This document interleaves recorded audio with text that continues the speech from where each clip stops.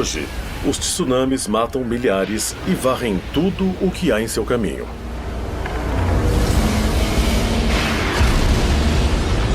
Terremotos destroem cidades inteiras e furacões exterminam paisagens, deixando centenas de mortos e milhares de desabrigados. Desde que a Terra existe, acontecem desastres naturais. Mas esses desastres são mesmo capazes de varrer todos os vestígios de nossa existência, incluindo a arte, a arquitetura e a tecnologia? As evidências sugerem não só que isso é possível, mas que já aconteceu várias vezes. É bem possível que civilizações antigas tenham sido destruídas num grande desastre natural sem deixar rastros. O desenvolvimento lento de simples caçadores e coletores das sociedades muito complexas não parece mais ter sido tão gradual. Nos últimos anos, cientistas encontraram evidências de culturas antigas e que foram um dia prósperas milhares de anos mais velhas do que se imaginava.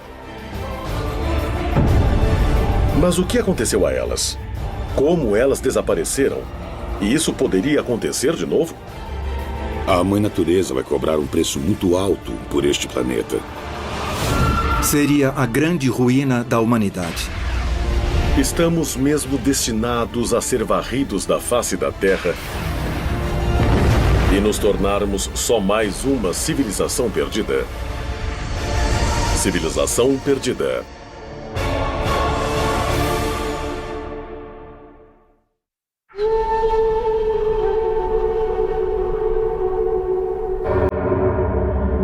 Oman, Rub al-Khali. O deserto de Rub al-Khali, em Oman, esse terreno proibido e desolado na Península Arábica, é marcado nos mapas como o quarteirão vazio.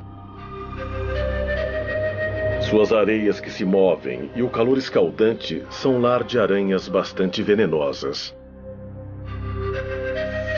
Serpentes mortais e grupos de beduínos nômades. Mas antigas lendas descrevem essa área como um lugar diferente. Foi aqui, há aproximadamente 5.000 anos, que existiu um reino mítico chamado Ubar. Famosa por suas riquezas e beleza, mas supostamente destruída por Deus por sua perversidade e corrupção. O que se diz no Alcorão, em várias suras diferentes, é que um grande vento chegou e destruiu a cidade porque ela não vivia de acordo com a palavra de Deus. Na verdade, os profetas chegaram e queriam mudar tudo para que fossem corretos, mas eles recusaram. Então a cidade e a civilização foram destruídas.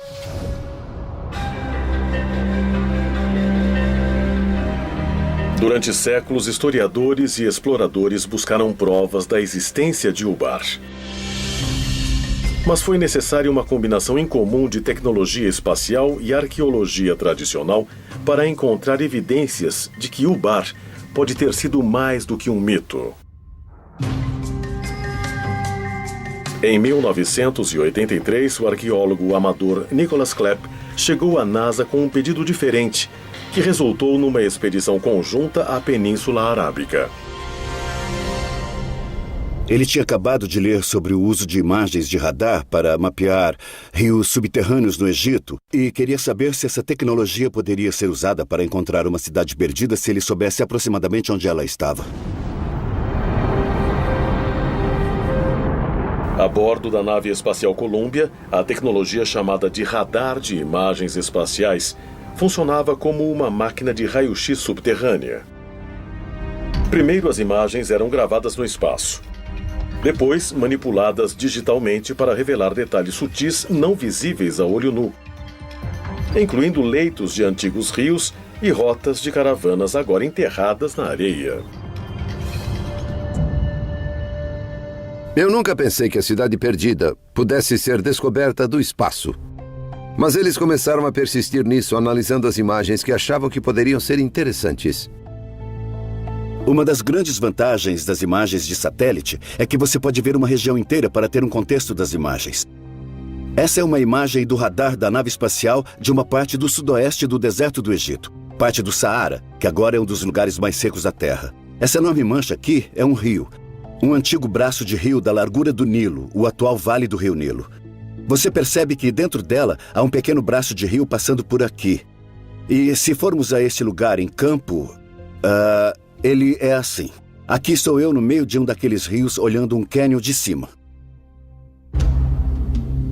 Isso nos deixou empolgados, porque o povo antigo dependia das mesmas coisas que nós. Você precisa ter acesso à água e a redes de transporte. Então pudemos ver a relação dessas diferentes características e, na verdade, vimos rastros na área. Assim, isso aqui se tornou um ponto de partida na procura por Ubar. As imagens de radar por satélite do deserto de Rub al Khali também mostravam antigas trilhas de caravanas convergindo numa área no limite leste do quarteirão vazio.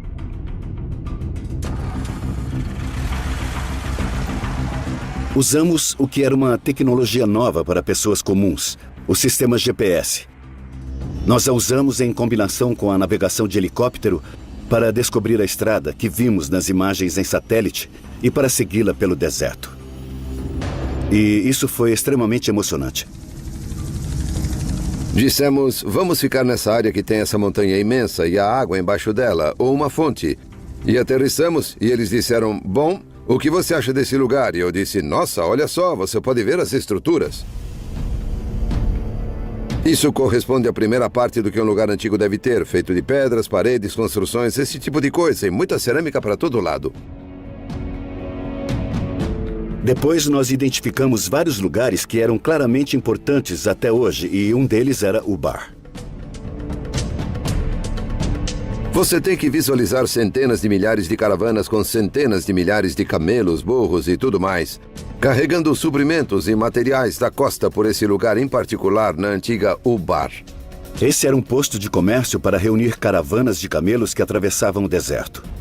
Havia, na verdade, uma fortaleza lá, mas ela só guardava o suprimento de água, que era uma maneira das caravanas de camelos serem controladas. Se quisesse passar pela área, tinha que pagar seus impostos. Outras escavações no local revelaram evidências de 8 torres ligadas por paredes de 9 metros. Isso se encaixava na descrição de Ubar no Alcorão como a cidade dos pilares. Mas se a lendária cidade realmente existiu, isso quer dizer que outras histórias sobre Ubar seriam verdadeiras?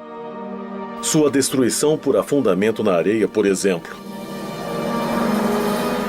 De acordo com os cientistas e geólogos, foi a erosão de um aquífero embaixo da cidade que fez com que Ubar desaparecesse.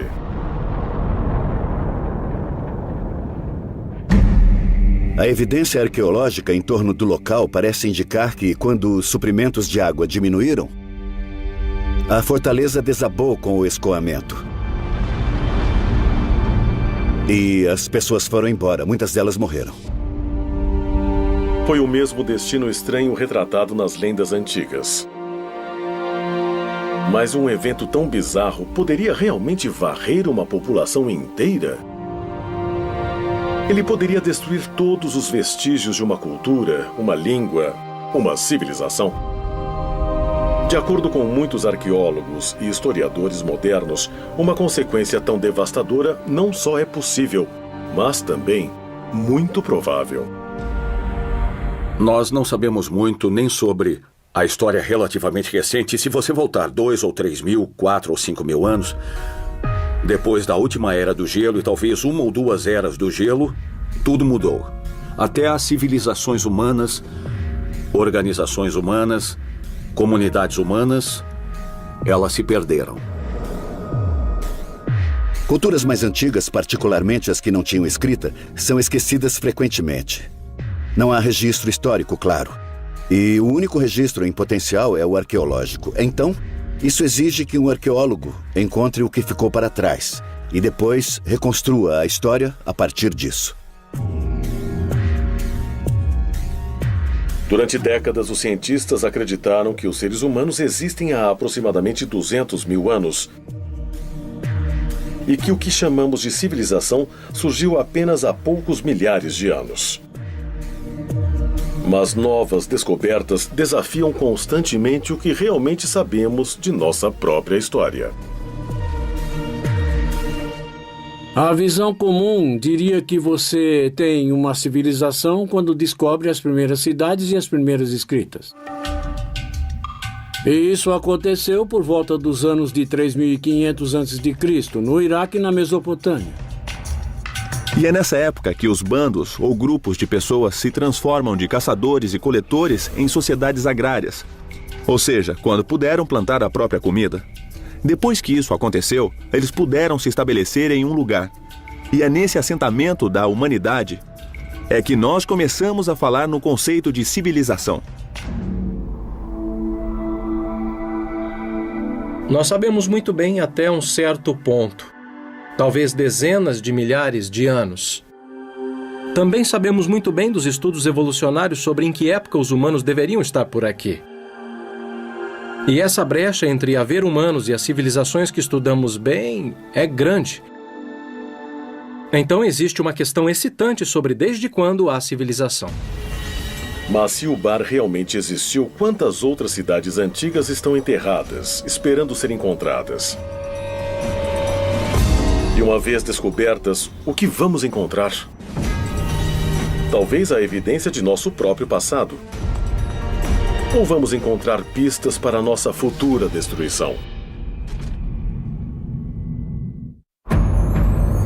Şanlıurfa, leste da Turquia, 1994. Numa montanha rural, o arado de um fazendeiro curdo parou abruptamente quando ele atingiu uma pedra retangular imensa, enterrada em parte na terra. Durante vários dias ele tentou cavar e retirar o objeto difícil. Então, algo inesperado aconteceu. O fazendeiro começou a encontrar evidências de formas estranhas esculpidas na pedra. Logo, sua descoberta atraiu equipes de arqueólogos internacionais até o local. E depois de cuidadosa escavação, uma série de pedras megalíticas imensas foram reveladas.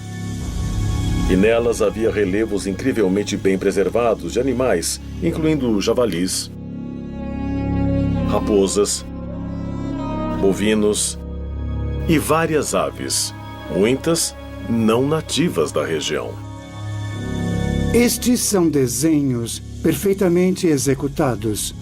Alguns leões são realmente incríveis. É bem claro que é um lugar extraordinário. Mas o que foi realmente impressionante é que o local, conhecido como Göbekli Tepe, ou Monte com Umbigo, na Turquia, parece ter 11.000 anos. Quase 5.000 anos mais que qualquer outro local comparável.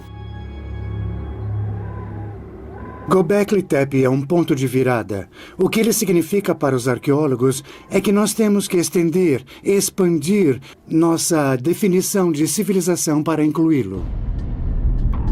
Göbekli Tepe pegou todo mundo de surpresa. Nunca vimos nada igual. Ele mostra uma sofisticação tremenda. É uma descoberta surpreendente para um período tão antigo. Göbekli Tepe é extraordinária. Ela tem 7.000 anos a mais que as pirâmides. As pessoas dizem como os egípcios teriam aquela tecnologia, aquele entendimento em estágio tão primitivo na humanidade. Mas acho que precisamos ver essas ideias sob uma luz completamente nova, porque Göbekli Tepe tinha 7.000 anos a mais. Nos últimos anos, imagens de radar do local ajudaram a revelar um complexo imenso, mostrando mais de 20 enormes estruturas ovais, cada uma consistindo de colunas megalíticas em forma da letra T, junto com 4 pilares de calcário esculpido, unidos por paredes de pedra de 1,80 m de altura e colocadas num círculo de 9 a 30 metros de diâmetro. É óbvio que há um grande planejamento, há uma previsão, há uma habilidade de mobilizar trabalho e manter aquele como um lugar que depois foi visitado por um longo período de tempo. As pedras pesam geralmente de 15 a 20 toneladas cada, apesar de algumas talvez chegarem a 40 ou 60 toneladas. A ideia da organização disso é totalmente assustadora, eu diria.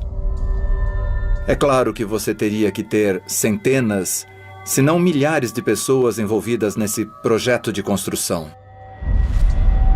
Mas quem construiu Göbekli Tepe? Para que propósito ela servia? Göbekli surpreende no sentido de que pensávamos num desenvolvimento gradual de simples caçadores e coletores das sociedades muito complexas, mas ele não parece mais ter sido tão gradual. O escavador do local acredita que o local é o centro de uma região. Ele discute isso porque o local é uma área muito impressionante e quando você chega lá, sente que pode ver o mundo dali. Alguns arqueólogos acreditam que tribos nômades da era neolítica viajaram grandes distâncias até Göbekli Tepe para participar de celebrações rituais. Outros acreditam que as ruínas sejam de um templo ou até de um local de sacrifício. Todos concordam em alguma cerimônia religiosa. Essas coisas devem ser santuários ou centros religiosos de algum tipo. Eles não são só assentamentos, não são cemitérios, parecem ser centros cerimoniais. Muitos pesquisadores acreditam que Göbekli Tepe esteve em uso por quase 2.000 anos. Mas em 7.000 a.C., os círculos de pedra podem ter sido enterrados propositalmente e abandonados. Mas por quê? Por que você enterraria esse complexo incrível de ao menos 20 estruturas diferentes, ou talvez muito mais que isso? Minha melhor explicação possível é que algo mudou e eles precisaram ir embora. E a melhor maneira de fazer isso era simplesmente enchendo a área toda. As pessoas não abandonam as coisas. Esses locais são tão sagrados ou importantes que quando abandonam, o soterram e cuidam dele de alguma maneira. E depois reconstroem em cima ou perto ou algo do tipo. Göbekli é assim. Temos evidências claras de que as pessoas soterraram intencionalmente os templos, ou o que quer que fossem, antes de seguirem para outro lugar. Eu acho que algo mais profundo acontecia aqui. Você tem que ver a linha do tempo. Estamos no final da última era do gelo, um período de transições imensas. E há evidências de que houve algum tipo de catástrofe nesse tempo, possivelmente causada pelo impacto de um cometa ou um asteroide no continente norte-americano. E há evidência disso pelo mundo todo. Foi nesse período de tempo que Göbekli Tepe foi construída. Temos que nos perguntar por quê. E talvez a resposta seja que eles precisaram fazer isso. Acontecia alguma coisa. Uma catástrofe global causada pelo impacto de um cometa ou um asteroide? Essa pode ser mesmo a resposta sobre o que forçou os antigos habitantes de Göbekli Tepe a abandonar o lugar? Ou teriam sido as consequências de uma catástrofe que fizeram o local ser construído como templo ou lugar de agradecimento? Alguns pesquisadores acreditam que a resposta pode ser encontrada por perto, no Monte Ararat, que, de acordo com a Bíblia hebraica, é o lugar em que a Arca de Noé chegou para ficar depois que as águas do dilúvio baixaram. Quando olhamos o Monte Ararat, descobrimos que esse local fica a apenas centenas de quilômetros de Göbekli Tepe. E quando nós olhamos os animais que foram esculpidos na cidade, nós não conseguimos explicar por que alguns deles foram incorporados lá. Poucos desses animais não têm significado local. Mas a questão é, alguns animais viviam lá naquele momento? E também, de onde eles vieram? Olhando a mitologia, existe uma resposta pronta. Seriam os animais da Arca de Noé? As origens das histórias do dilúvio foram muito estudadas. Nós encontramos as histórias em todo o planeta. Há uma versão de índios nativos americanos, Ojibwe, há uma versão na China, isso aparece na mitologia grega, também aparece na mitologia hindu. É totalmente possível que acontecimentos reais tenham inspirado mitologias e lendas. As histórias do dilúvio podem ser sobre dilúvios reais. Os mitos e as histórias sobre o grande dilúvio e o resgate de vários animais a bordo de uma arca realmente são baseados em fatos?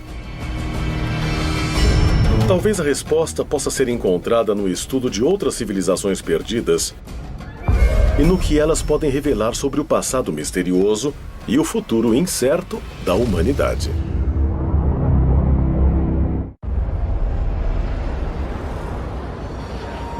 26 de dezembro de 2004. Sumatra, Indonésia.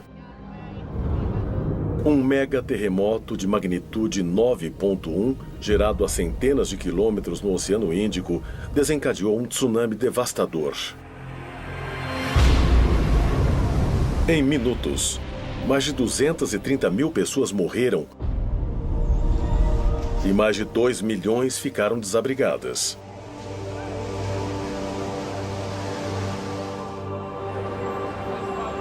Sete anos depois, em 11 de março de 2011, um terremoto de magnitude 9 atingiu o nordeste do Japão. O terremoto mais poderoso que já atingiu a ilha. Minutos depois, um tsunami de 9 metros varreu o país, arrastando cidades inteiras. E aproximadamente 23 mil pessoas.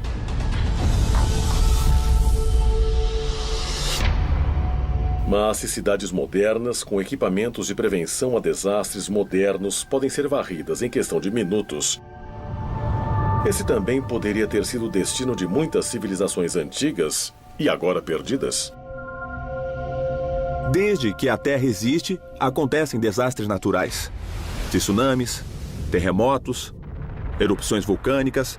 Tudo isso aconteceu antes de haver humanos para contar histórias sobre eles. Vulcões também são notórios por arrasar civilizações. E Pompeia é o exemplo perfeito disso. O Vesúvio entra em erupção e uma região inteira congela no tempo e é destruída. As cidades de Pompeia e Herculano foram soterradas por cinzas vulcânicas, pedra-pomes e também fluxos piroclásticos que alcançaram as cidades. Aquelas cidades foram preservadas e apenas 1.500 anos depois alguém descobriu que elas estavam lá. Infelizmente, não importa o quão sofisticada e tecnologicamente avançada uma sociedade seja. Um grande desastre natural pode interromper isso e levá-la para décadas antes ou até mesmo acabar com ela. Heraklion, Creta.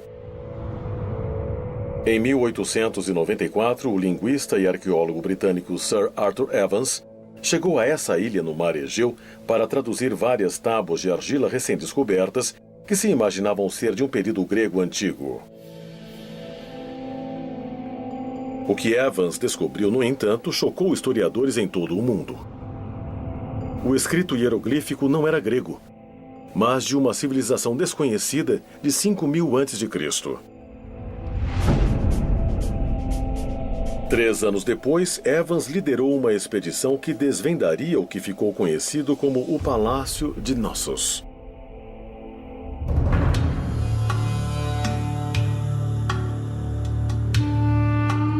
De acordo com arqueólogos, a estrutura imensa um dia conteve salas lindamente decoradas, água corrente quente e fria e até banheiros internos. Evans chamou o povo que construiu o palácio de Minoicos, por causa do mitológico rei Minos, de Creta.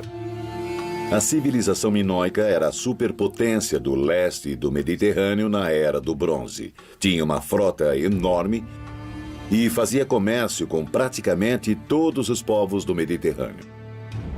A civilização minoica de Creta era uma sociedade que começou a desenvolver uma série de palácios bem elaborados com jardins para cerimônias, pinturas, afrescos e arquitetura bem elaborada. Os minoicos agora são considerados a primeira grande potência no Mediterrâneo. Seu reino se estendeu aproximadamente de 2500 a 1600 a.C. Mas como um povo tão poderoso e tecnologicamente avançado simplesmente desapareceu?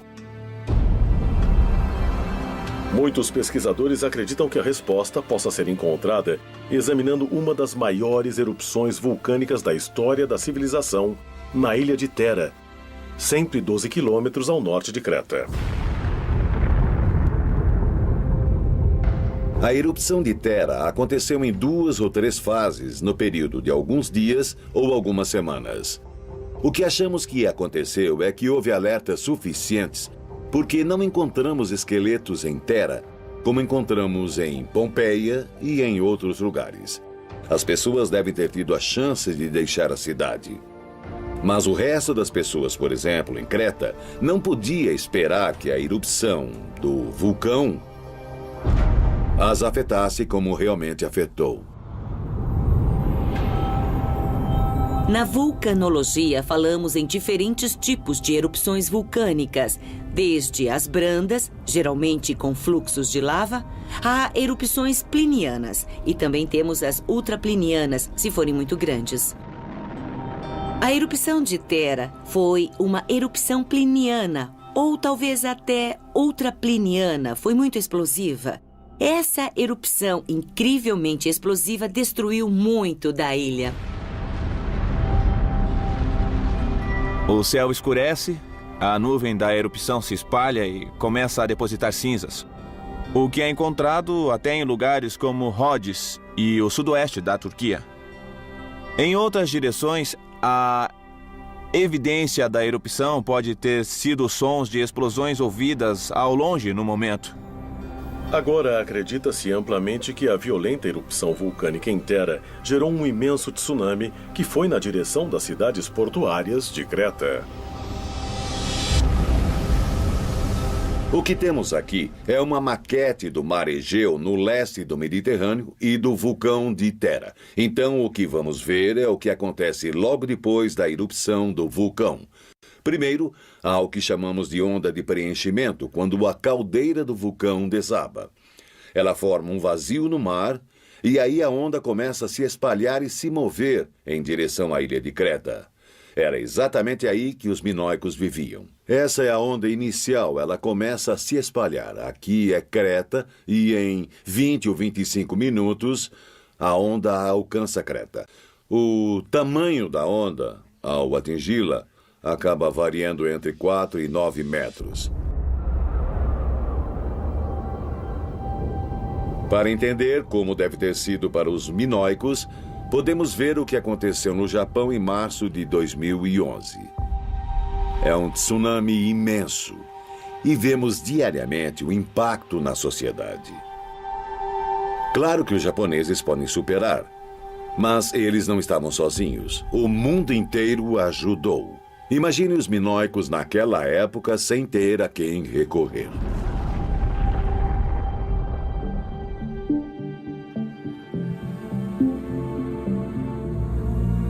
É possível que uma civilização tenha existido, tenha desaparecido e depois outra civilização tenha vindo sem saber que houve uma civilização antes dela? Essa é uma teoria fascinante que leva a todo tipo de especulação, porque muita gente, fica querendo saber e perguntando se poderia haver uma civilização na Terra que fosse predadora de outras civilizações. E isso nós não sabemos. Se um vulcão ativo pudesse mesmo varrer todos os vestígios de uma civilização passada, uma atividade vulcânica similar poderia oferecer o mesmo perigo ainda hoje? Pesquisadores de vulcões dizem que sim, e se preocupam com a possibilidade de uma catástrofe dessas ameaçar a costa leste dos Estados Unidos. A ilha de La Palma, próxima a Tenerife, nas Ilhas Canárias, tem algumas falhas e imagina-se que grande parte dela possa escorregar para o mar. E se isso acontecer, ela pode causar um imenso tsunami. O colapso de um vulcão nas Ilhas Canárias, como Cumbre Vieja e La Palma, pode produzir um nível de estrago por volta de 20 mil quilômetros de linha costeira desde Newfoundland e a costa leste dos Estados Unidos, seguindo para o Caribe e o norte do Brasil.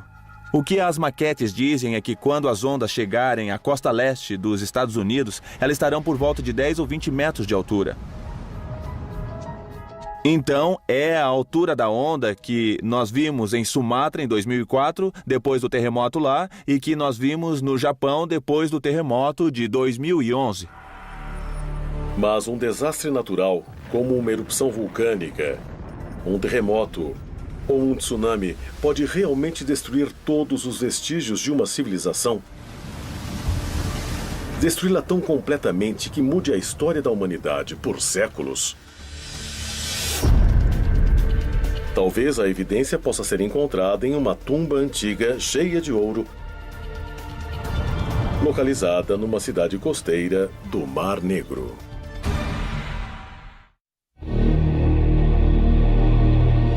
Varna, Bulgária.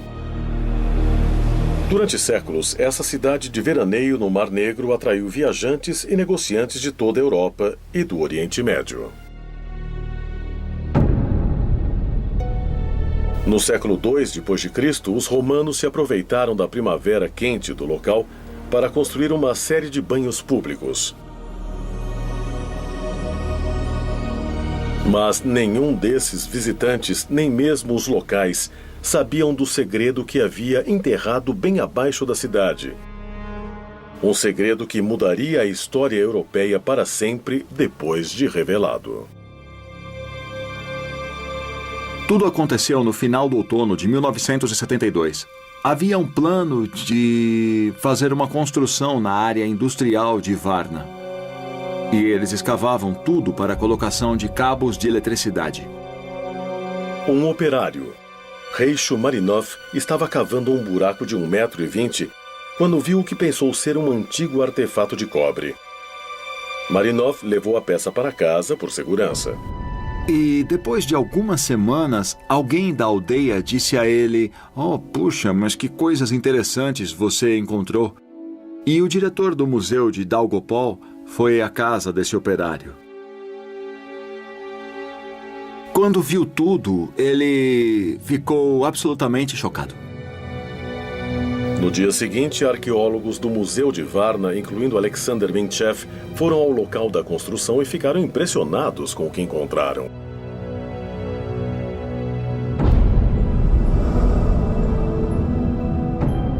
No primeiro dia em que chegamos ao local, vimos várias peças de ouro no caminho, esmagadas pelos pés de pessoas que passavam. O pessoal daquela fábrica passava por cima de quilos de ouro várias vezes por dia. E ninguém acreditaria que aqueles tesouros estavam escondidos debaixo dessa área aqui. Outras escavações revelaram que essa área não construída era o local de um cemitério há muito esquecido. Ele continha mais de 300 tumbas que arqueólogos dataram de aproximadamente 4.500 a.C. Mas, mais importante que os restos dos antigos moradores de Varna, foi a evidência chocante do que antes foi uma avançada e próspera civilização. Muitas tumbas com restos humanos foram encontradas, com os corpos colocados em diferentes posições, geralmente com a cabeça para o norte ou nordeste. Eles foram enterrados com seus próprios ornamentos e com suas próprias armas. Há muitos objetos como esse que são realmente extraordinários e encontrá-los todos juntos em um cemitério mostra que havia algo muito importante acontecendo na região de Varna.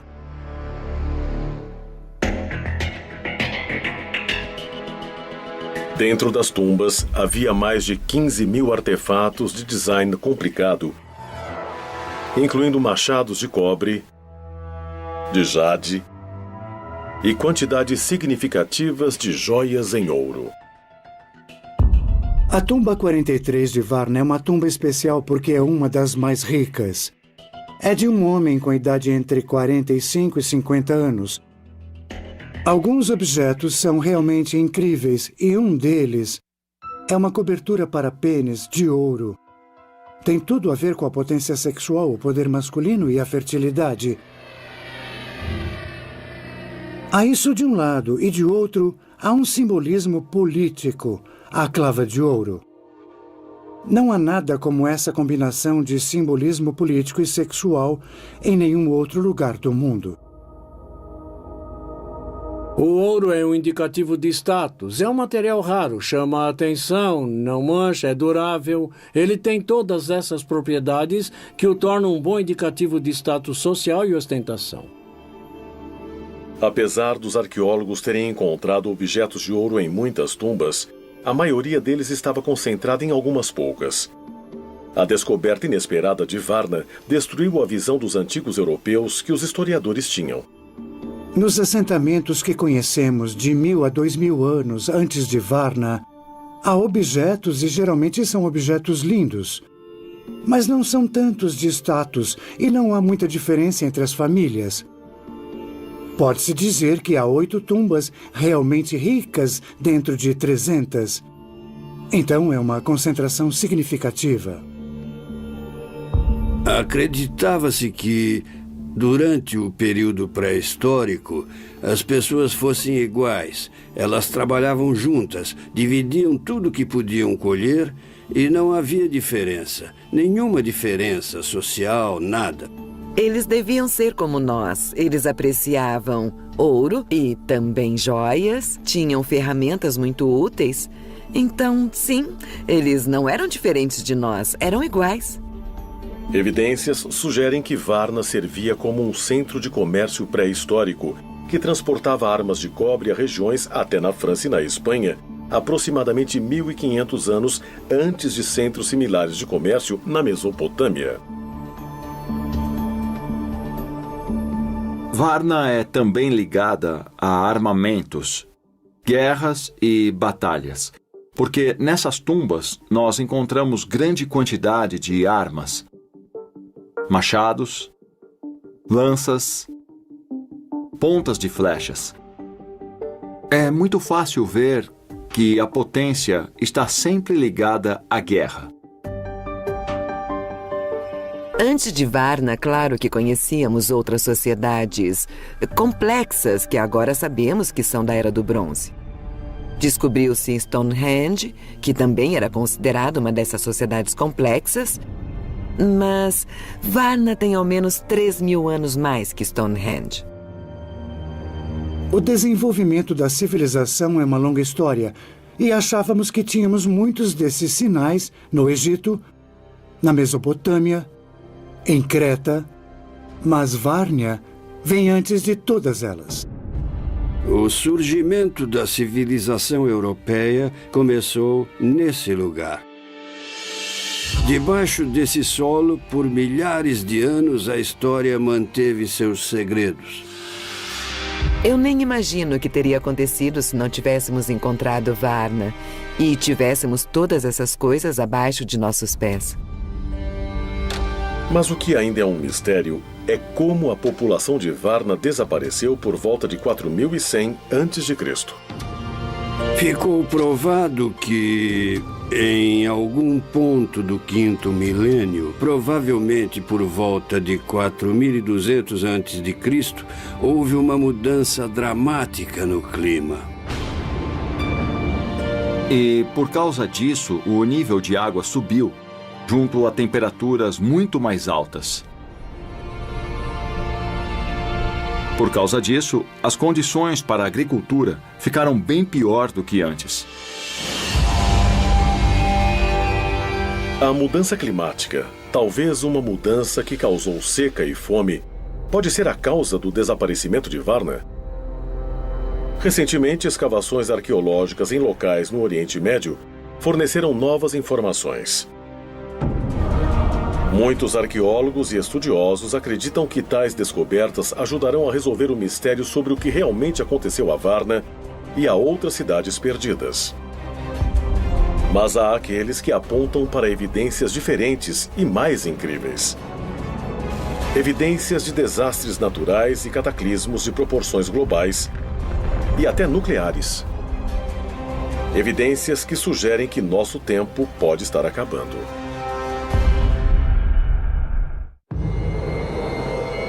Tel Hamukar, nordeste da Síria. 13 quilômetros ao norte da fronteira com o Iraque. No início de 2000, uma equipe arqueológica do Instituto Oriental da Universidade de Chicago fez um anúncio impressionante. Eles tinham descoberto as ruínas de uma civilização desconhecida com mais de 6.000 anos. As escavações revelaram uma cidade um dia próspera chamada de Tel Hamukar, cheia do que pareciam ser casas luxuosas, negócios prósperos e prédios governamentais. É grande, tem por volta de 1 quilômetro quadrado. Deve ser o suficiente para conter 10 ou 20 mil pessoas, então é bem grande. Quando era próspera, quase certamente tinha uma escrita. Os prédios públicos foram escavados apenas até um certo ponto, mas havia um muro grande em torno deles e portões imensos. Esses elementos de civilização ainda precisam ser recuperados porque hoje estão debaixo de cidades modernas. Hamukar demonstra que nossa noção de cidades, ou seja, com divisão de trabalho, com leis e sistemas legais, estruturas de governo, desenvolvimento artístico e expressão, pode ter acontecido muito antes do que nós acreditávamos. A descoberta surpreendente de Tel Hamukar demonstrou o que estudiosos já consideravam um fato. Que a primeira cidade antiga de verdade tinha surgido ao sul da Mesopotâmia, 643 quilômetros mais ao leste do que agora é o Iraque. Mas se Tel Hamukar era uma cidade tão grande e próspera, por que desapareceu de repente?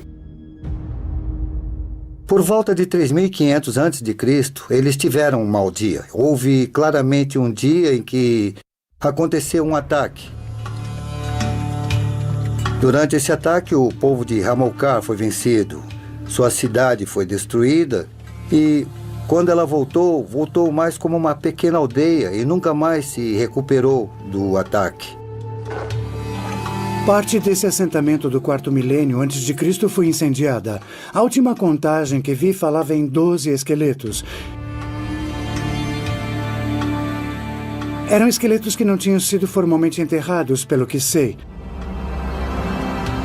O argumento da guerra e da destruição proposital do local é bastante convincente. A guerra no tempo da destruição de Hamukar foi meio que um combate mano a mano. Mas há evidências de que, possivelmente, as pessoas usassem balas em Hamukar. Não balas de armas, claro, mas atiradeiras. Essa é uma ideia controversa que surgiu das escavações em Hamukar. Mas não há dúvidas de que a cidade foi destruída, de que a luta foi brutal e que a cidade foi incendiada. O interessante é que, naquela época, você tinha as cidades do sul, como Uruk, que se desenvolviam, e sabemos disso há muito tempo. Mas há novas evidências de que locais como Hamukar criavam seu próprio tipo de civilização ao mesmo tempo. Havia uma dinâmica do norte versus o sul, e isso acontecia. Então, a destruição de Hamukar pode ter sido o fim desse povo do norte que estava tentando criar seu próprio modo de vida, mas foi vencido pelo povo do sul e isso mudou a história. Centenas de quilômetros a oeste de Tel Hamukar estão as ruínas de outro assentamento antigo, Tel Caramel. Em 2007, arqueólogos escavando antigas tumbas no local descobriram as fundações de 5 grandes torres de pedra, cada uma medindo 4,5 metros de diâmetro e sugerindo uma altura de aproximadamente 6 metros. Imagina-se que elas tenham ao menos 10.000 anos de idade. Elas estão localizadas ao norte da Síria, não muito longe de Göbekli Tepe, e é bem óbvio que estamos lidando com a mesma cultura aqui. Por que exatamente elas foram construídas é um mistério. A resposta mais óbvia é sugerir que são defensivas e que podia haver predadores, animais ou humanos. Claro que a pergunta é, para que elas eram usadas? Eram parte de uma fortaleza real? Eram torres de observação? Ou elas tinham outro propósito? Para ser sincero, não se sabe ao certo.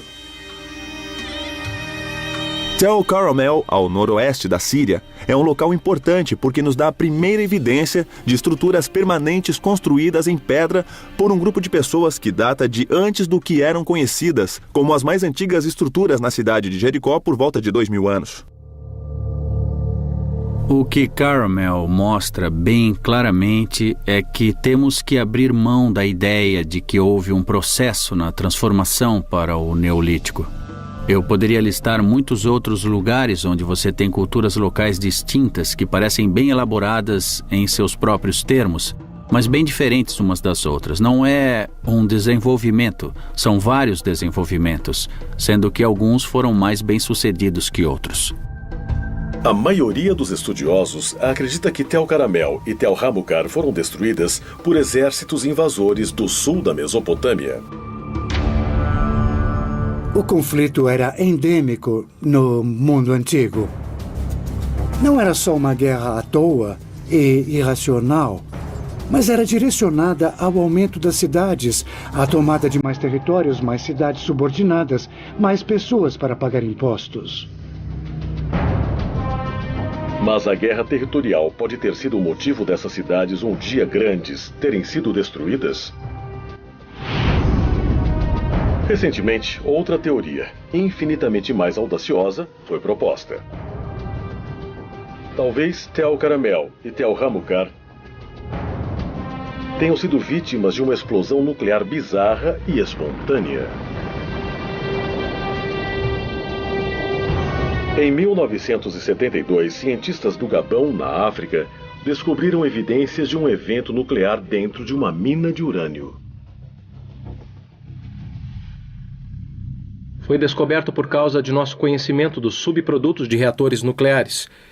Medimos a quantidade de produtos que temos e conseguimos datar sua idade. Assim pudemos descobrir que ela tinha por volta de 2 bilhões de anos. Existe um reator nuclear no Sol que nos dá vida. Mas a questão é, isso poderia acontecer na Terra? Certamente nos anos 50 as pessoas fizeram previsões do que seria preciso para se ter um reator nuclear natural em algum lugar da crosta ou do núcleo terrestre. O urânio-235 é nossa principal fonte de reatores de fissão nuclear e é bastante comum. Na verdade, é mais comum que o ouro. Então, na escala de grandes elementos que podem se partir, é razoavelmente comum e podemos miná-lo.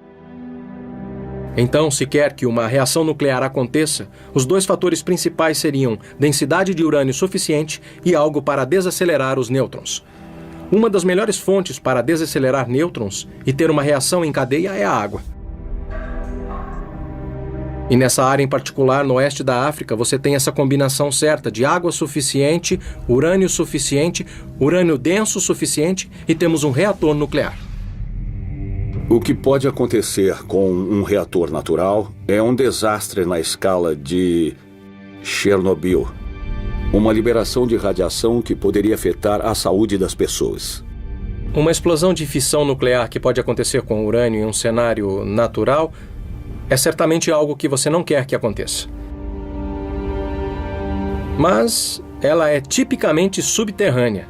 Pode ser como um vulcão, e então, dessa forma, seria um desastre natural. Alguns cientistas agora acreditam que tal explosão nuclear poderia varrer toda a vida por centenas, se não milhares de quilômetros ao redor do local do depósito de urânio. E se isso aconteceu no oeste da África, poderia acontecer em outra parte da Terra? Talvez em Tel Hamukar. Sabendo o que aconteceu num lugar há 2 bilhões de anos, é bem provável que haja outros bolsões, em lugares mais profundos onde ainda não verificamos bem. Acho que muita gente ainda não pensou na ideia de que pode ter havido alguma grande catástrofe natural que fez as civilizações desaparecerem. Quantas delas desapareceram no passado e nós nem sabemos, porque talvez tenha sido há 20 ou 30 mil anos. Estamos focados agora em civilizações dos últimos 5 mil anos. Nós só vamos até a história chinesa e a egípcia. Civilizações pré-históricas podem ter sido destruídas por explosões naturais catastróficas de lugares profundos na Terra? Ou é possível que a destruição em massa de antigas cidades tenha vindo de locais muito mais distantes? –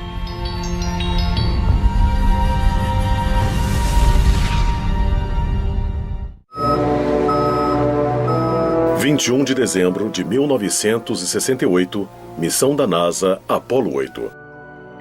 Liderada pelo comandante Frank Borman, foi a primeira nave espacial tripulada a chegar à Lua. Completando 10 órbitas lunares, os astronautas captaram algumas das melhores imagens já vistas da superfície lunar.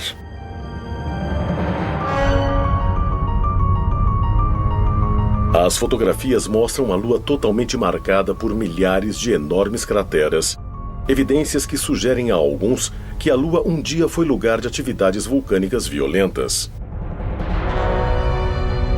Mas as evidências modernas mostram que houve outro motivo, talvez mais significativo para as inúmeras crateras da Lua, grandes impactos de asteroides, asteroides que podem ter bombardeado também a Terra.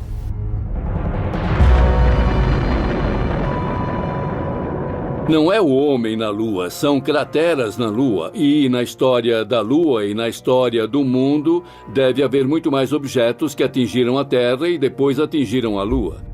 O único motivo de não sabermos deles na Terra é por termos vegetação e termos um ambiente coberto. Isso os torna menos detectáveis. O maior desastre natural que pode acontecer e que pode nos varrer, sabe, é um grande impacto. Um meteorito caindo na Terra. Sabemos que o impacto de um meteorito foi o que fez com que os dinossauros desaparecessem.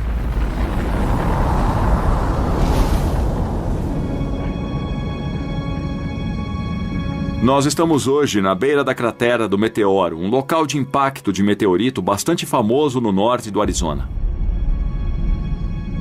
A cratera foi formada aproximadamente há 50 mil anos, quando um asteroide de uns 45 metros de diâmetro chegou veloz pela atmosfera a uns 42 mil quilômetros por hora. Ele impactou o chão com uma força igual a 1000 bombas de Hiroshima.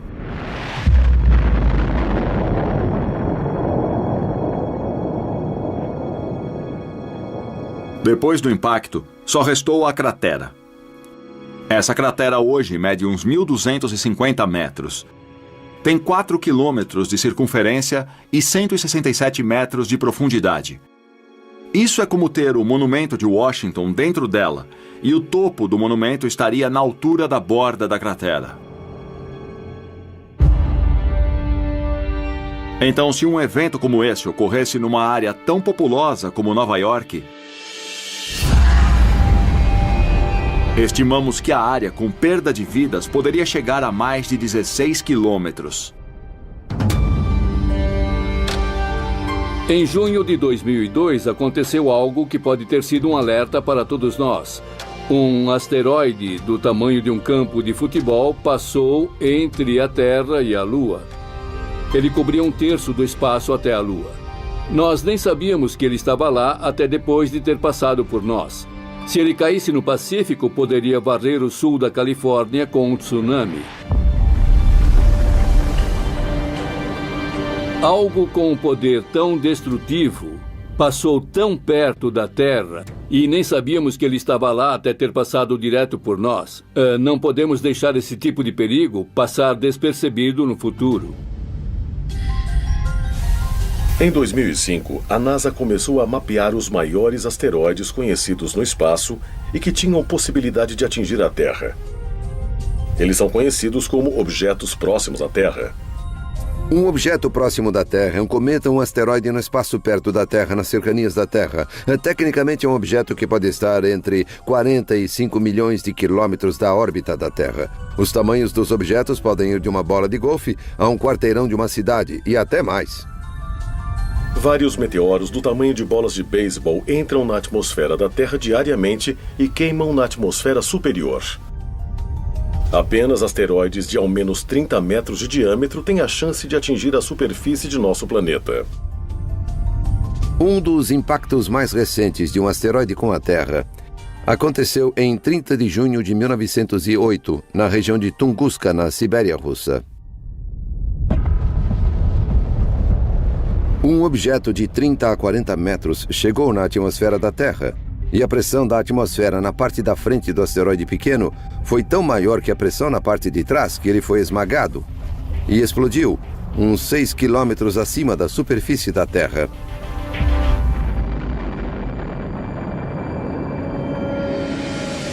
Isso arrasou árvores num raio de 2.000 quilômetros quadrados. É uma região não habitada, então ninguém se feriu. Mas ele matou algumas renas, derrubou árvores e causou um grande estrago. Foi algo em torno de 5 megatons de energia, equivalente a umas 385 vezes a energia do acontecido em Hiroshima no final da Segunda Guerra Mundial. Apesar do impacto de qualquer meteoro do tamanho de um campo de futebol poder ter um efeito devastador, o que cientistas mais temem são aqueles que podem ser ainda maiores. Um asteroide com 1 quilômetro ou 2 ou até maior, e há uns 1000 deles no espaço em torno da Terra, pode causar consequências globais.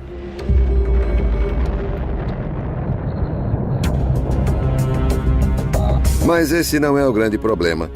O grande problema é a poeira e as partículas jogadas na atmosfera da Terra, que podem tapar boa parte da luz do Sol.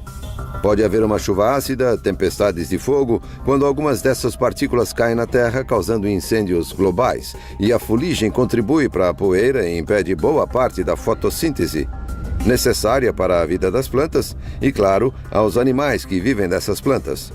Então, os efeitos secundários é que são o verdadeiro problema no impacto de um asteroide. Quando nós lidamos com possíveis impactos de asteroides ou de meteoros na Terra, eles podem causar o aniquilamento não só de populações de organismos vivos, mas de civilizações inteiras, e eles já fizeram isso. Nos últimos anos, a equipe de objetos próximos à Terra, na NASA, aumentou sua pesquisa para incluir objetos de mais de 140 metros de diâmetro. Um deles, um asteroide de 300 metros chamado Apophis, é esperado para passar perto da Terra em 2029. Apophis é dos grandes. Foi descoberto em 2003 e, por um tempo, parecia que realmente atingiria a Terra. Ele tinha 1 em 37 chances de atingir a Terra em 2029. Mas observações adicionais nos permitiram descartar o impacto em 2029. Pode vir bem perto. Vai ser um objeto visto a olho nu por pessoas na Europa. Então você vai ver um asteroide se aproximando da Terra, mas ele não vai bater. Mas apesar de cientistas mapearem o curso de Apophis, eles não podem prever como o imenso asteroide pode ser afetado por outros fatores, como a gravidade da Terra. A parte assustadora é que ele passa e volta 7 anos depois. E não sabemos se sua trajetória será afetada pela gravidade da Terra e se ele pode vir em direção a ela. Se passar por uma brecha de 600 metros no momento dessa aproximação maior em 2029, ele vai voltar e atingir a Terra em 2036. É um objeto grande o suficiente para criar não o fim do planeta, mas que pode custar centenas de milhares, se não milhões de vidas, se atingir o lugar errado. Infelizmente, cientistas dizem que não é uma questão de se, mas de quando um grande asteroide vai colidir com a Terra. Mas quando isso acontecer, todos os vestígios de nossa civilização estarão perdidos? Um asteroide poderia descer uma rocha gigante vinda do espaço, criando um efeito devastador no ecossistema e fazendo tudo morrer. É possível apagar uma espécie inteira. É possível apagar um registro completo de tudo que existe. Isso também pode ajudar a explicar por que outras civilizações antigas foram destruídas e quase esquecidas? Acho que é bem possível termos civilizações mais antigas que, de alguma forma, foram apagadas por um objeto que desceu na Terra e mudou toda a natureza do planeta. Não somos Chicken Littles. Eu sei que é assim que pensam de nós, que somos Chicken Littles dizendo que o céu está caindo. O céu não está caindo, mas pode haver algo lá em cima vindo em nossa direção. Se nosso planeta for atingido por um meteoro em nosso tempo, há providências que podem ser tomadas para minimizar sua devastação? Estamos suficientemente preparados para evitar a perda de séculos de avanços tecnológicos que a humanidade conseguiu até aqui? Ou somos ainda mais vulneráveis do que acreditamos? Monte Kilimanjaro, na Tanzânia. No ano de 2000, o paleoclimatologista Lonnie Thompson e uma equipe de pesquisadores perfurou profundamente uma geleira que cobria o pico da montanha. Lá, eles coletaram amostras de gelo que revelaram evidências de condições climáticas e suas mudanças não só nas últimas décadas, mas de dezenas de milhares de anos. Um núcleo de gelo é uma coluna de gelo. Tiramos uma série deles da superfície para ter a história do clima e do ambiente em diferentes partes do mundo. Esses núcleos têm camadas anuais bastante distintas e se pode medir a grossura dessas camadas. Você pode medir como a precipitação mudou com o tempo. Existe o registro de uma história da composição antiga de nossa atmosfera nas bolhas de ar que são preservadas no gelo.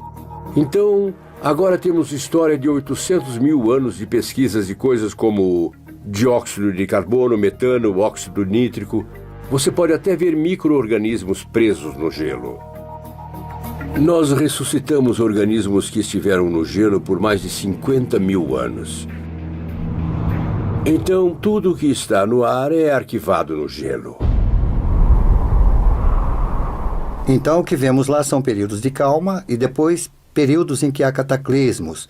Essa é a realidade da vida no planeta Terra. Se vai de uma coisa a outra.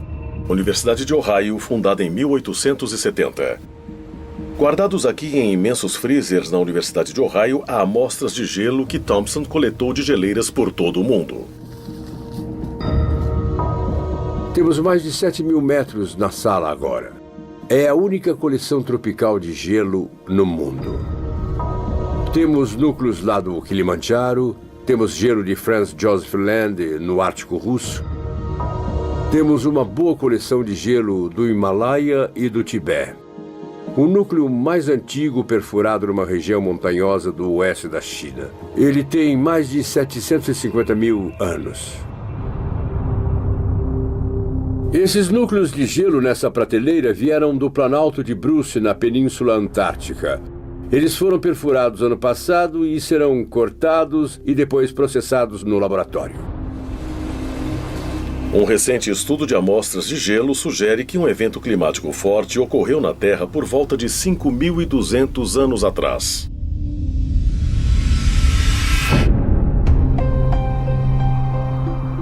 Essa mudança brusca coincidiu com um tempo em que muitas civilizações novas surgiam na Ásia e no Oriente Médio. Parece que em todo o mundo algo novo começava a acontecer.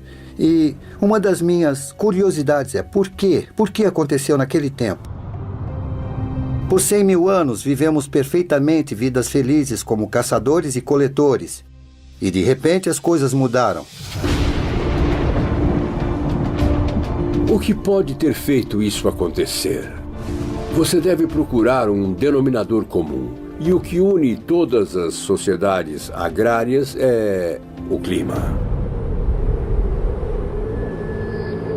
Sabemos que foi o período em que o deserto do Saara secou. 4, 5 mil anos atrás havia lagos naquele deserto. Pessoas viviam lá. Sabemos disso porque elas deixaram artes nas rochas. Há muita evidência de que alguma coisa bem dramática aconteceu naquele tempo. Mas se uma catástrofe global ocorreu, o que a causou? Pode ter sido uma seca mundial? Um meteoro pode ter batido na Terra e levantado pó suficiente para bloquear o Sol? Ou a causa foi uma erupção vulcânica? Erupções vulcânicas são muito importantes se falarmos de um planeta. É como um planeta que perde seu calor primordial. Tivemos erupções vulcânicas na Terra por bilhões de anos. Os humanos só viveram uma fração muito pequena desse tempo. Então, as erupções vulcânicas estão aqui muito antes de nós estarmos. Elas estarão aqui muito depois que nós nos formos. Elas são parte essencial do que é a Terra. Mesmo existindo vulcões ativos em todo o mundo, a maioria é muito pequena para causar devastação global. A não ser, claro, que seja um supervulcão. A ideia é de que existem vulcões que consideramos normais. Eles liberam uma certa quantidade de lava, uma quantidade de energia, uma quantidade de explosão. Se você tem um vulcão onde a lava e os gases estiveram bem vedados, isso vai criar uma pressão extra. E quando escapar, vai ser uma explosão ainda maior. E isso é classificado como um supervulcão. Há vulcões na Terra que são capazes de erupções muito grandes. Em geral, os vulcões em torno do Anel de Fogo, os vulcões que têm caldeiras, como os da Nova Zelândia, de Papua Nova Guiné ou do Alasca. Cientistas identificaram ao menos 7 supervulcões ao redor do mundo. O maior fica debaixo do Parque Nacional de Yellowstone, em Wyoming. O pensamento comum em geofísica sobre Yellowstone e sobre alguns outros lugares na Terra é de que há uma concentração de calor nas profundezas que forma uma região de derretimento parcial da rocha, e isso é constante. A ideia é de que isso, de vez em quando, pode criar uma erupção muito grande. De acordo com os cientistas, a erupção mais recente em Yellowstone ocorreu há aproximadamente 600 mil anos. Quando Yellowstone vai fazer isso de novo é completamente desconhecido para nós. Não temos como saber. É como prever o tempo ou alguma coisa geológica. Você sempre vai ter uma margem de erro na previsão de quando vai acontecer. Yellowstone é um vulcão relativamente novo. Todas as erupções aconteceram nos últimos 2,5 milhões de anos, e isso é pouco em termos geológicos. Se Yellowstone entrasse em erupção de novo, uma erupção cataclísmica seria incrível. Seria algo que não vimos em tempos registrados.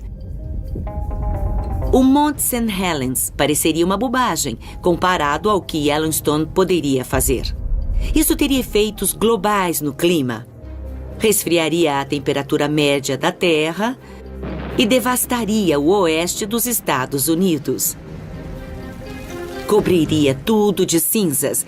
Então, a agricultura se perderia. Os efeitos durariam algum tempo. Teria um grande efeito na civilização. As cinzas e os gases venenosos emitidos numa grande erupção podem criar uma nuvem pelo mundo, bloqueando a luz do sol por muitos anos. Na escuridão, as colheitas e os animais do mundo morreriam, deixando os humanos passando fome. Se Yellowstone explodisse hoje, com grandiosidade, seu impacto na humanidade seria bem maior do que foi no passado, porque há muito mais pessoas. Nós temos 7 milhões de pessoas a mais no mundo a cada mês. Isso é sem precedentes. Então, temos vulnerabilidades para as quais não estamos preparados. A sociedade moderna é frágil, da mesma maneira que algumas sociedades antigas de larga escala eram. Há muita gente em volta. Confiamos muito no uso intenso dos recursos naturais. E claro que degradamos esses recursos já que usamos tanto. Muitas pessoas acham que estamos numa situação clássica de colapso. Os humanos são muito dependentes da natureza. Nós esquecemos disso no mundo moderno. Mas há forças por aí muito maiores do que qualquer um de nós. E essas forças estão ativas e tiveram impacto nas culturas e nas civilizações do passado. Desastres cataclísmicos globais podem parecer ficção científica. Mas acredite se quiser, muitos governos e empresas se preparam para tais eventos. Infelizmente, uma grande pergunta paira diante deles. Seus planos funcionarão?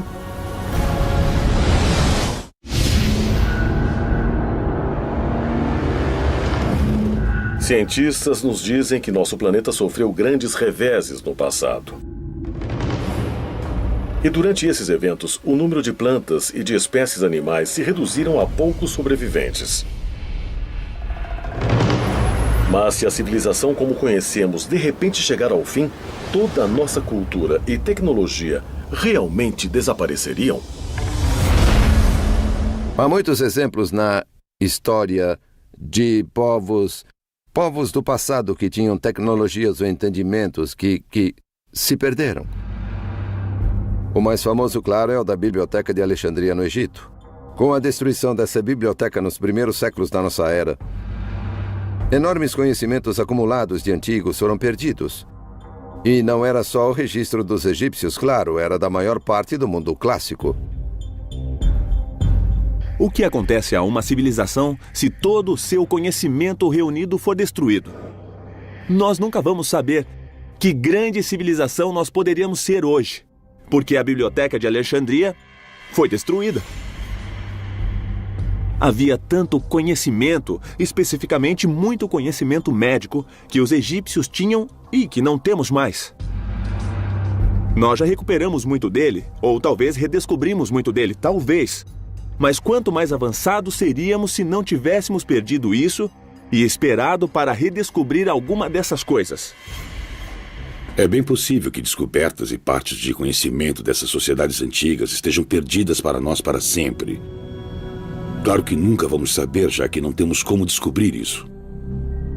Diferente de eras anteriores, onde muita informação era marcada na pedra, nossa informação e nossos registros da vida diária são postos em chips de memória de silicone e, se eles forem destruídos, vai ser incrivelmente difícil, em dezenas de milhares de anos, as pessoas reconstruírem nossas vidas, terem uma ideia de como vivemos.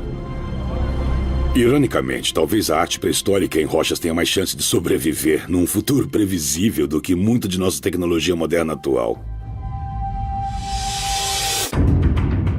Hutchinson, Kansas.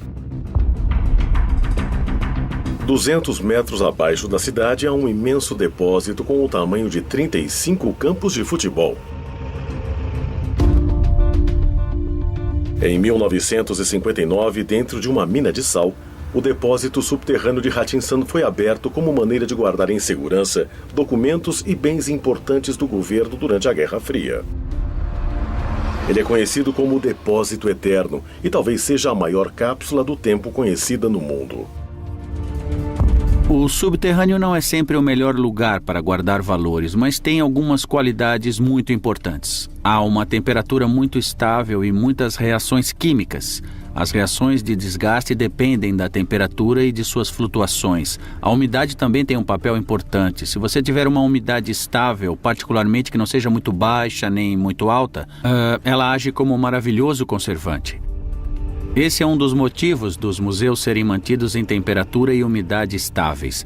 E uma maneira fácil de encontrar essa temperatura e umidade estáveis sem usar muita energia é indo para os subterrâneos, e especialmente num lugar como uma mina de sal, onde há o preservante natural da ação do sal. Por exemplo, as peles animais que foram usadas para criar os pergaminhos do Mar Morto foram lavadas no sal do Mar Morto, que age como conservante natural e impede que a pele animal seja destruída pelos micróbios.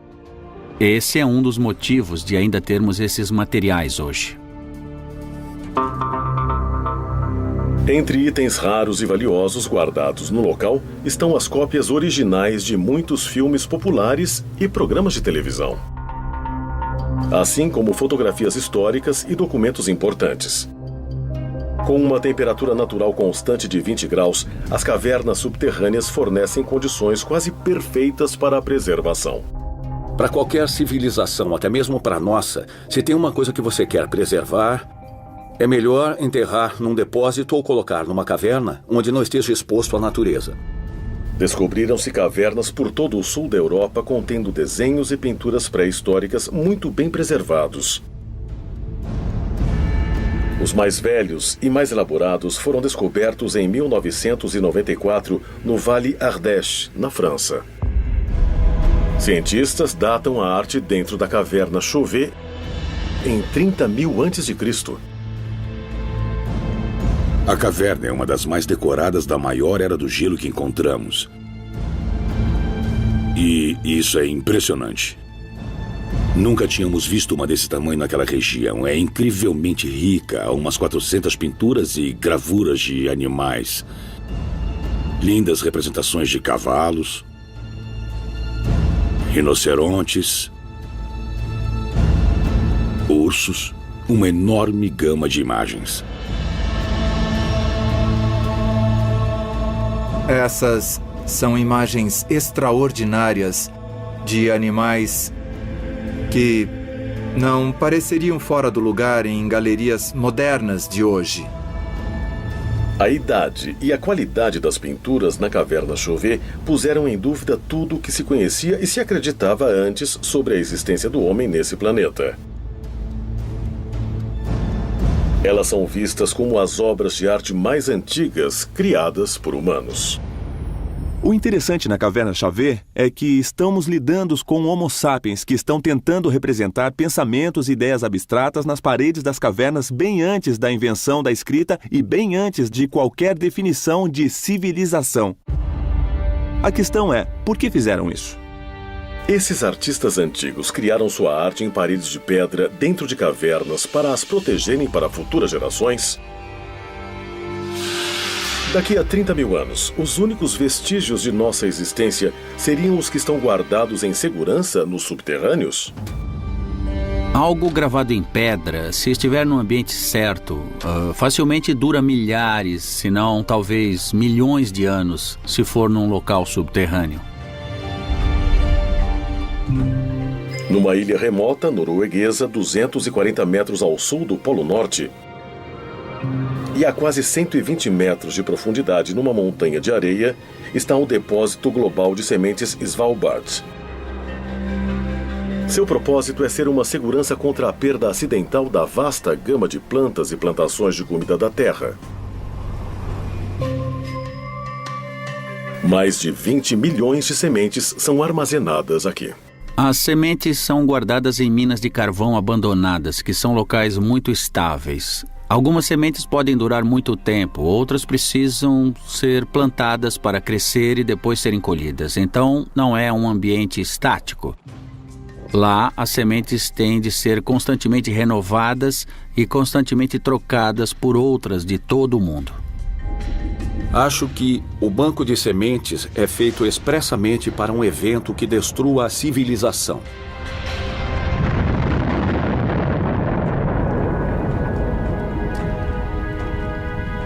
Acho que é uma maneira simples de assegurar que, se alguém sobrar, vai reconstruir, e se alguém vai reconstruir, vai ser ótimo ter isso tudo disponível. Uma coisa única no ser humano é que tendemos a pensar no passado, tendemos a pensar no presente e também pensamos no futuro.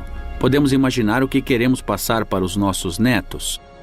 Essa é uma das motivações para todas as pessoas. Então, enterrar alguma coisa ou colocá-la num local seguro para o futuro, acho que é algo que até povos antigos podem ter pensado. Se antigas civilizações preservaram propositalmente evidências de seu conhecimento e tecnologia avançados em cavernas e outras estruturas subterrâneas, esses tesouros escondidos podem nos ajudar a resolver o mistério de quem somos e de onde viemos. E talvez ainda mais importante, nos dirá quanto de nossa própria civilização vai sobreviver no futuro. Podemos mesmo desaparecer do planeta sem deixar rastros?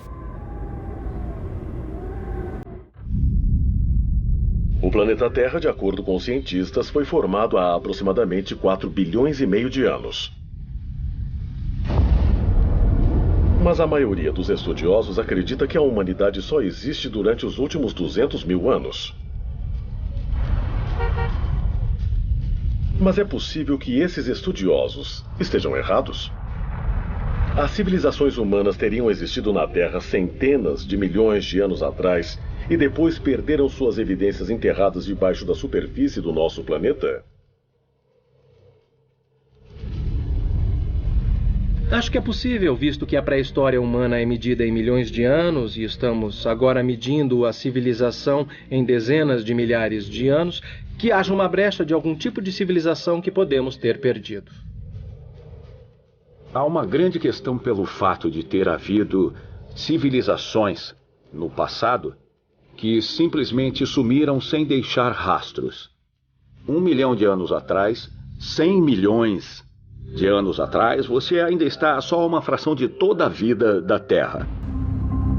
Há 100 milhões de anos havia dinossauros andando pela Terra. E se houve alguma forma de vida que veio antes deles 1 bilhão de anos no passado? Não tem como saber e também nem como dizer que isso nunca poderia ter acontecido. Se a Terra sofrer um desastre global, o que pode acontecer à raça humana? O que aconteceria se nossa civilização inteira fosse varrida por uma erupção vulcânica gigante? Que tornasse toda a atmosfera tóxica e todos nós morrêssemos, nós teríamos que aprender como cozinhar com o fogo novamente? Quanto tempo isso levaria? Os sobreviventes estarão em regiões distantes e abrigadas. Eles serão caçadores e coletores novamente até os milhares de anos necessários para que reconstruam a civilização.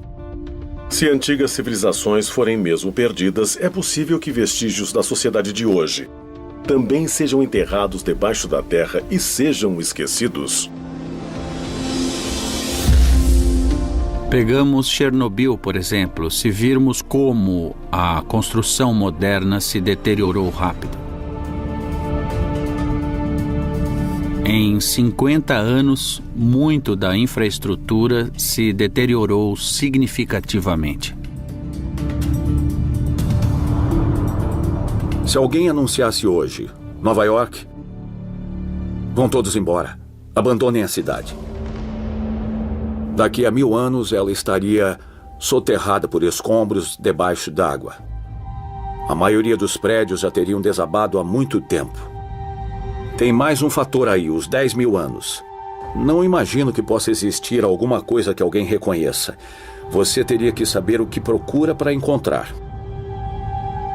Talvez entre os poucos remanescentes da tecnologia humana estará um de seus produtos mais perigosos: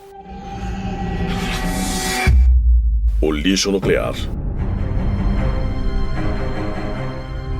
O maior perigo disso, claro, é a radiação. O bom dos materiais radioativos é que eles naturalmente se desfazem e também desaparecem. O problema é que muitos deles levam milhares, dezenas de milhares ou até milhões de anos para isso. Então você tem que pensar numa área segura de depósito que os mantenha por muito tempo. Há muita controvérsia sobre como se desfazer do lixo nuclear que vem da criação de armas e de energia nuclear. Eles têm que ser deixados em algum lugar da Terra. Planeja-se enterrar profundamente no solo. Isso se chama uma solução geológica para o problema do lixo nuclear. O Departamento de Energia americano contratou uma equipe de estudiosos para trabalhar com engenheiros nos locais propostos para o derramamento de lixo nuclear. Lá, eles esperam colocar um aviso universal que possa ser compreendido por futuros humanos por ao menos 10 mil anos. Eles precisam pensar numa mitologia que avise as pessoas que há perigo ali. De algum modo devem pensar numa tradição que será perpetuada e passada pelas gerações e manter o aviso, fazendo com que as pessoas fiquem seguras do lixo nuclear. O plano atual em consideração é de um trabalho enorme para cercar todo o local. Quando terminada, a cerca vai medir 10 metros de altura e 30 de largura. O projeto inclui também uma série de marcadores de granito, cada um com 7 metros de altura, gravados com avisos em várias línguas. Mas uma série de sinais de aviso criptografados pode realmente ter efeito? Ou eles serão apenas misteriosos e inescrutáveis como as gravações de Göbekli Tepe ou nos megalitos de Stonehenge? Você não vai colocar um crânio com um X de ossos. O que isso pode significar para alguém até daqui a 500 anos? Que tipo de linguagens você pode botar nele? Como não cabe aqui ou afaste-se? Isso é um grande desafio. Na vasta história de nosso planeta, a atividade humana ocupa menos de 1% de sua vida de 4,5 bilhões de anos. Mas somos mesmo apenas um traço, residentes temporários destinados a serem esquecidos em mais outros 100 mil anos, ou menos? Eu acho que os seres humanos são capazes, infelizmente, de acabarem uns com os outros. Podemos destruir a raça humana, mas não podemos destruir a Terra. A Terra está aqui há bem mais tempo que nós e estará bem aqui mais tempo que nós. Se todo vestígio de nossa civilização pode ser destruído tão facilmente, como historiadores podem estar certos de que tudo o que vivenciamos não aconteceu antes?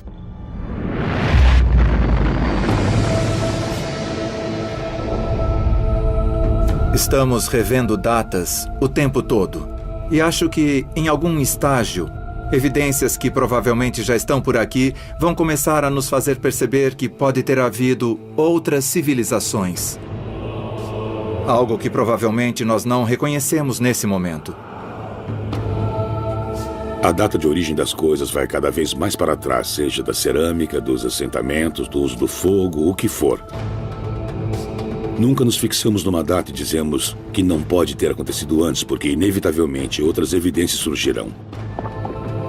O fato de civilizações terem evoluído mais de uma vez e talvez terem sido varridas por algum evento e voltado de novo pode fornecer algumas lições para nós hoje.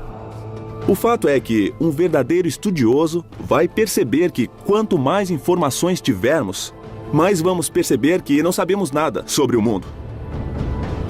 Se pensarmos bem, os registros escritos que temos de um passado distante são tão mínimos que praticamente não sabemos nada. A história da humanidade é mesmo misteriosa? Ou há pistas que ainda estão escondidas, esperando serem descobertas? Quando as encontrarmos, nós entenderemos seus possíveis avisos? Ou vamos ignorá-los e nos tornarmos mais uma civilização perdida?